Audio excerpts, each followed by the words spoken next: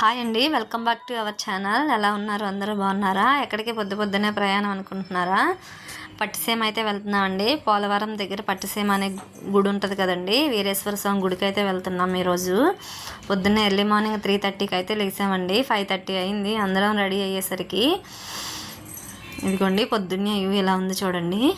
అనుకోకుండా ప్రయాణం అండి. మా వారు మేము ఎప్పుడో కార్తీక మాసంలోనే వెళ్దాం అనుకున్నాం, అప్పుడు అవ్వలేదు. సర్లే ఈరోజు ఆదివారమే కదా, పిల్లలు కూడా ఉన్నారు, పండగ వెళ్దాంలే అని సడన్గా అనమాట బయలుదేరామన్నమాట. మా వారు ఎప్పుడు వెళ్దాం అనుకుంటే అప్పుడు వెళ్ళిపోవడం అండి, పెద్ద ప్లానింగ్స్ అలాంటివి ఏమి ఉండవు. ఇదిగోండి పట్టిసీమ అయితే వచ్చేసామండి గుడి దగ్గరికి. ఇదేమో ఆర్చ్ అండి, లోపలికి వెళ్ళడానికి ఎంట్రన్స్ ఆర్చ్ అనమాట. ఇక్కడ గోదావరి దగ్గరికి వెళ్ళడానికి అయితే రోడ్ అండి ఇదంతాని. మనకి ఎదురుగుండా గోదావరి కనిపిస్తుంది చూడండి. ఇది అక్కడ ఇవాళ పండగ కదండి, గుడి దగ్గర మామిడాకులు కడుతుంటే మా కారుకు కూడా కట్టారండి. అక్కడ ఆంజనేయ స్వామి బొమ్మ ఉందండి పెద్దది చూడండి. స్వామివారు అయితే చాలా బాగున్నారు. అక్కడ కూడా దర్శనం చేసుకున్నాం, కొబ్బరికాయ కొట్టి దండం పెట్టేసుకొని. పక్కనే ఉన్న రాములవారి గుడి ఉందండి. ఇంకా పొద్దున్నే కదండి, ఇంకా రాలేదు పంతులు ఎవరు. ఇక్కడ కూడా ఏ పూజలు చేస్తారు, ఇవాళ నవమి కదండి. ఇక్కడ కూడా దర్శనం చేసుకొని దాని వెనకాతల కూడా పెద్ద వెనకాతలే రాములవారి విగ్రహం ఉంది, అక్కడ కూడా దండం పెట్టుకున్నాం అనమాట. చూడండి ఎర్లీ మార్నింగ్ వ్యూ ఇలా ఉంది. సూర్యుడు చూడండి అక్కడ ఉంటుందండి, మధ్యలో గుడి అనమాట. ఆ చెట్ల దగ్గర గుడి, చుట్టూ గోదావరి, మధ్యలో గుడి అనమాట. ఇక్కడైతే అభిషేకానికి అయితే ఆవు పాలు తీసుకున్నామండి. ఇదిగోండి ఆవు పాలు అయితే మన ముందే తీసి ఇచ్చారనమాట. మా వారైతే కాలు కడుక్కున్నారు గోదావరిలో, మేము ఎవరం కడుక్కోలేదులండి. రాళ్ళు స్లిప్ అవుతున్నాయి అనమాట, అందుకనే ఇంకెవరం వెళ్ళలేదు. ఇంకా బోట్ అయితే ఎక్కామండి. బోట్ అయితే మనిషికి 30 రూపీస్ అంటండి, అప్ అండ్ డౌన్ ఛార్జ్ అనమాట. టికెట్ 30 రూపీస్ అంట, తీసుకురావడానికి. ఒక 20 నెంబర్స్ అలా అయితే ఎక్కించుకుంటారంటండి. ఇంకా స్వామివారికి అభిషేకాలు చేస్తారు కదండి, 4 సార్లు చేస్తారంట. 6, 7, 8, 9 అలాగా టైమ్స్ అనమాట. 6 గంటలకి, 7 గంటలకి, 8 గంటలకి, 9 గంటలకి ఆ టైంలో జనాలు ఉంటారంటండి, అప్పుడు ఎక్కించుకుంటారు. ఈరోజు నవమి కదండి, ఇంకా కళ్యాణంలో ఉంటారు అందరూ, పెద్దగా జనమేమి లేరనమాట. అందుకే మాకు ఇవాళ లేట్ అయింది. 6 గంటలకని వచ్చామండి మేము. కానీ మేము బోట్ ఎక్కేసరికి 7 దాటేసింది. ఇంకా 1 కిలోమీటర్ అయితే ఉంటుందండి అటు నుంచి ఇటు రావడానికి. ఇంకా మనం బోటు దగ్గర నుంచి గుడి దగ్గరికి వెళ్ళడానికి ఒక 1/2 కిలోమీటర్ నడకదారి అనమాట. ఇసుక ఉంటాయండి, ఇసుక అంతా కూడా ఇసుకలో నడిచి వెళ్ళాలన్నమాట. ఇక్కడేమో ఇసుక బస్తాలు వేసారండి నడవడానికి, చాలా బాగుందనమాట. ఇసుక బస్తాలు అయితే ఫ్రీగా నడవచ్చు కదండి, ఇసుకలో అడుగు తీసి అడుగు వేయడానికి కొంచెం కష్టంగా ఉంటుంది కదా. ఇక్కడ ఇలా ఉంటే పెద్దవాళ్ళు కూడా నడవచ్చండి, నడవడానికి బాగుందనమాట. చూడండి అనుకోకుండా ప్రయాణం అనమాట ఇవాళ. దర్శనం మనం స్వామివారిని ఎప్పుడు దర్శించుకోవాలో అప్పుడే అవుతుంది కదండి, మనం ఎప్పుడు అనుకున్న అవ్వదు.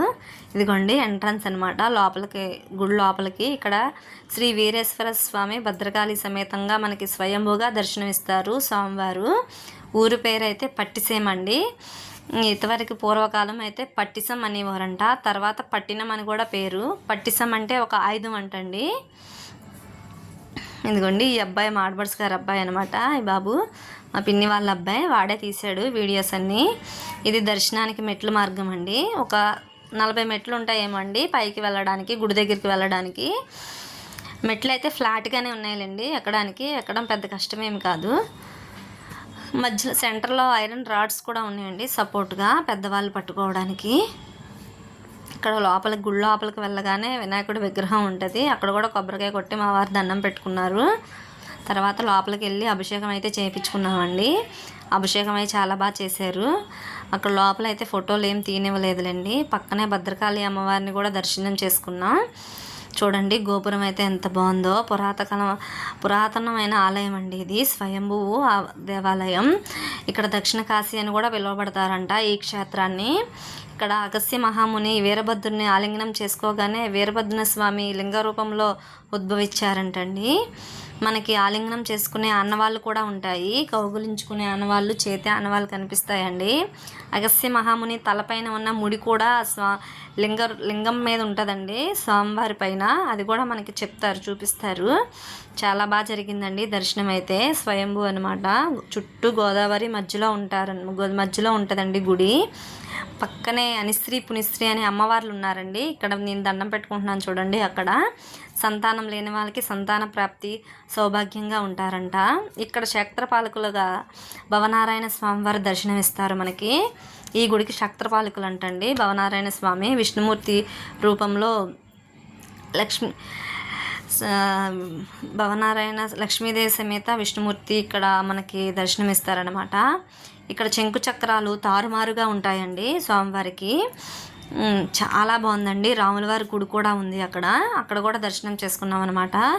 చుట్టూ గోదావరి అండి, మధ్యలో గుడి అనమాట. చాలా బాగా జరిగిందండి దర్శనం అయితే. పీస్ఫుల్గా ఉందండి. ఎర్లీ మార్నింగ్ కదా. ఇక్కడ మా అబ్బాయి అయితే రాళ్ళతో అంతస్తులు కట్టేస్తున్నాడు చూడండి. బిల్డింగులు కడతాడంట. 1 కాదు 2 కాదు, ఏకంగా 5 అంతస్తులు పెట్టాడనమాట. పిల్లలందరూ నేను పెడతా అని వరుసగా అలా పెట్టుకున్నారు సరదాగా.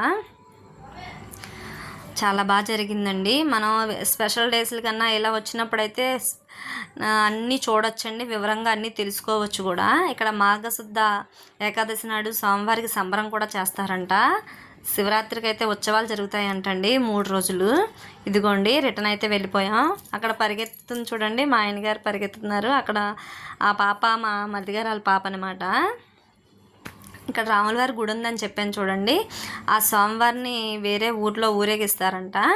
ఇవాళ శ్రీరామనవమి కదా, స్వామివారిని ఊర్లో ఊరేగిస్తారని బోట్లో తీసుకువెళ్ళడానికి పల్లకిలో తీసుకొచ్చారండి. అక్కడ కాగడాలు కూడా వెలిగించారు చూడండి. అక్కడ పక్కనే గోటాల్ అనే ఊరు ఉంటుందంట. ఆ ఊర్లో ఊరేగిస్తారంటండి. బోట్లోనే తీసుకువెళ్తారంట. మరి ఇక్కడ వేరే మార్గం లేదు కదండి. ఇంకా బోట్ రావడానికి కొంచెం టైం పట్టిద్దని, జనం ఎవరు లేరు కదని కాసేపు ఆగమన్నారనమాట. ఇంకా అలా మా వారు అయితే గోదావరిలో తిరుగుతున్నారు, మా అబ్బాయి మా వారు కూడా. ఇక్కడ మామూలుగా ఆయన అక్కడ నడుచుకుంటూ వచ్చేస్తున్నారండి. అక్కడ కొంచెం లోతుగా ఉన్నట్టుంది. మా అబ్బాయికి చెప్తున్నాడు అటు వెళ్ళకమ్మా ఇలా రా అని. ఇంకా లంగర్ ఉంటుంది చూడండి, బోట్ని లాగిపెట్టి పట్టుకునే లంగర్ ఉంటుంది కదా, అది పట్టుకొని మా ఆయన గారు కాసేపు విన్యాసాలు చేశారనమాట. ఫోటోలు వీడియోలు తీసుకున్నారు ఆయన. ఇంకా రిటర్న్ అయితే వెళ్ళిపోయామండి. ఇదిగోండి ఈ అబ్బాయి మా చిన్నత్తగారు అబ్బాయి. చూడండి వీడియోస్ ఫొటోస్ ఎలా తీసుకుంటున్నారు. పిల్లలందరూ కూడా బాగా ఎంజాయ్ చేశారండి. బాగుంది. ఇంకా మన గోదావరమ్మ అందాలే వేరు కదండి. చాలా బాగుందనమాట. బాగా అనిపించిందండి. ఇంతకు ముందు మేము లాంచ్లో పాపికొండలో వెళ్ళాం కానీ అప్పుడేం తెలియలేదులేండి. ఇంకా రిటర్న్ అయితే అయిపోయామండి. ఇదిగోండి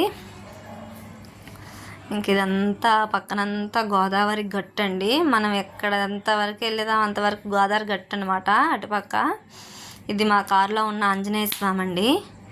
చూడండి ఎంత బాగున్నారో. మా వారికి ఆంజనేయ స్వామి అంటే చాలా ఇష్టం. ప్రతిదానికి కూడా జై శ్రీరామ్ జై శ్రీరామ్ అంటారు. అలా జరిగిందండి. మా దర్శనాలు అయితే చాలా బాగా జరిగాయి. ఇంకా ఇంటికైతే రిటర్న్ అయిపోయామన్నమాట. ఇదిగోండి గోదావరి గట్టు అని చెప్పాను కదా, ఇదంతా గోదావరి గట్టే. అటుపక్క అంతా గోదావరి, ఇటు రోడ్డు అనమాట. ఇంకా Kovvur road come railway bridge అండి ఇది. ఇంకా 5:30కి ఇంటి దగ్గర రీచ్ అయినా 9:30 కల్లా వచ్చేసామండి. ఈరోజు ఇంకా కొంచెం లేట్ అయింది, లేకపోతే తొందరగా అయిపోతుంది. 9:30 కల్లా ఇంటికి వచ్చేసామన్నమాట. చిన్న ఫొటోస్ అయితే తీసుకున్నామండి. ఆంజనేయ స్వామి బొమ్మ దగ్గర, రాములవారి గుడి దగ్గర ఫోటోలు అయితే తీసుకున్నాము. ఇదండి మా ట్రిప్ ఇలా అయితే జరిగింది. నా వీడియో నచ్చితే లైక్ చేయండి, షేర్ చేయండి, సబ్స్క్రైబ్ కూడా చేసుకోండి. Bye bye.